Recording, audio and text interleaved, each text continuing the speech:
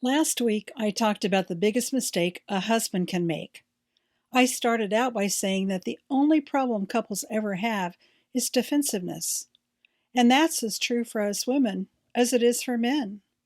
We feel anxious and we try to protect ourselves from that anxiety. Sometimes we deny there's a problem, at least outwardly.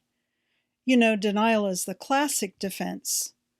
But our propensity for self protection kicks in whether we can admit to feeling afraid or not.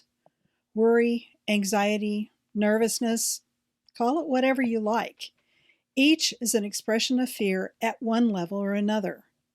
And fear automatically triggers our defenses.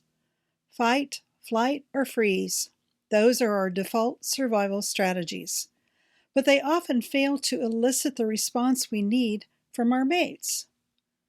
Most women use their words to express their anxiety, which sounds like a good thing, right? Aren't we supposed to talk things through? Isn't that the healthier way to deal with worries?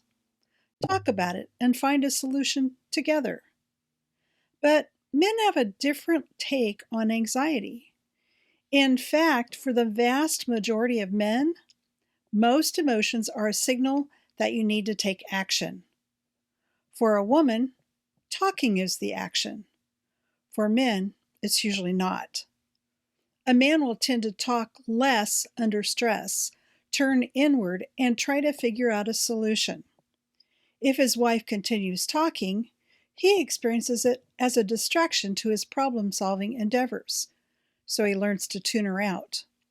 As he tunes her out, she becomes more anxious. So round and round they go in a never ending cycle that escalates their emotions and keeps them locked in position. But you don't have to stay there. Making the biggest mistake a wife can make, trying to take the lead. The quieter your husband gets, the greater the temptation, because it seems like he isn't doing anything. Now, maybe he's not doing anything. Maybe he's just trying to slow down his own fight, flight, or freeze response so he can think more clearly, so he can get to a solution. Hopefully, you're aware of the many ways the expression of your own anxiety makes you sound angry. Much of what you say comes across as attack, blame, and criticism. But there's another mistake we often make, and that is to think that we know what's best. Any solution he suggests or tries is met with, you guessed it, attack, blame, and criticism. So you try to get straight to the point by offering your own solution. But that backfires too, because when a woman gives a man advice, he will rarely pay attention. When you sound like a mother, he feels like a little boy. In other words, it's emasculating.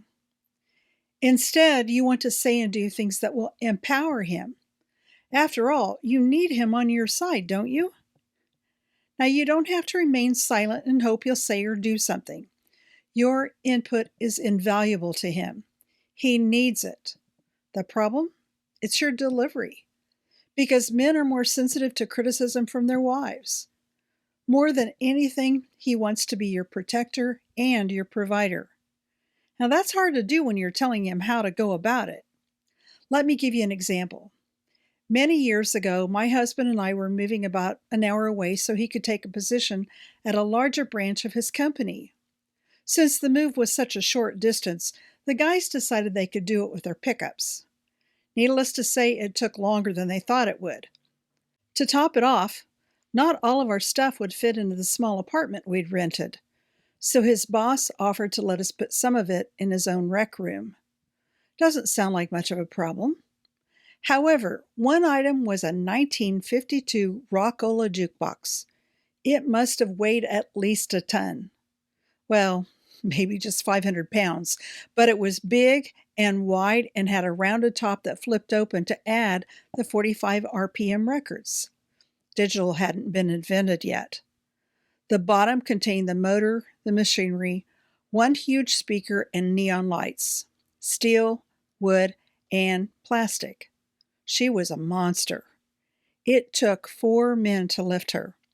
As they started down the basement steps, Joyce, the boss's wife, stood at the top shouting directions as the men struggled under the awkwardness and weight.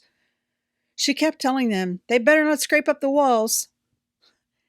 I was only 24 years old at the time, and I was more aware of Joyce's impact than she was, and she was in her 50s.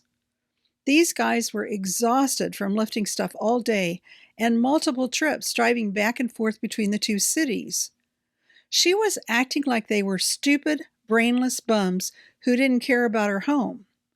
I was shocked by her demeaning behavior, right in front of her husband's employees. I'm sure it wasn't the first time she did that, or the last.